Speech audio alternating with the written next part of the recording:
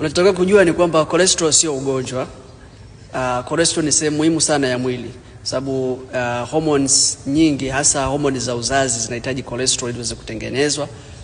Lakini pia cholesterol inatumika kwa ajili ya kutengeneza nyongo, tunaita bile, kwa ajili ya kumeng'enya mafuta.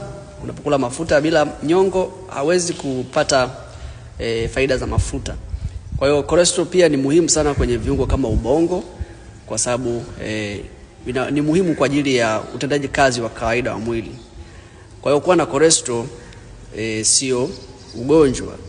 Na hata kama cholesterol ikiwa nyingi kupita ile level ya kawaida, bado inakuwa sio ugonjwa, kwa sababu mwili una namna yake ya kuzibalance zirudi katika usawazo unaotakiwa. Lakini unapokuwa na nyingi, unakuwa umejiongezea hatari ya zile cholesterol kuwa oxidized. Kuwa oxidized kwa maana ya kwamba zikakutana, zikabadilika kikemikali na kuharibu mishipa ya damu, ambayo inaweza kukupelekea kwenye hatari ya kupata magonjwa ya moyo, kiharusi, na magonjwa mengine ambayo yanasababisha mishipa ya damu kuwa mikakamavu, migumu.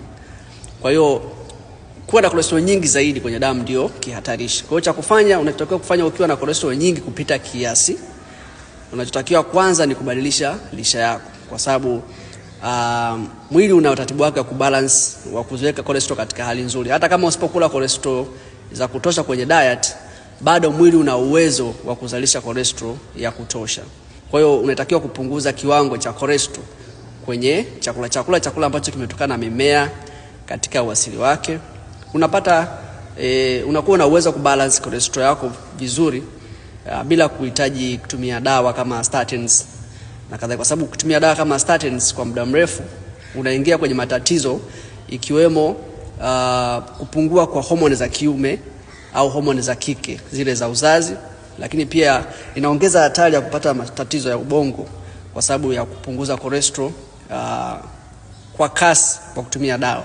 Lakini kutumia lishe nzuri ina balance vizuri na unakaa sawa.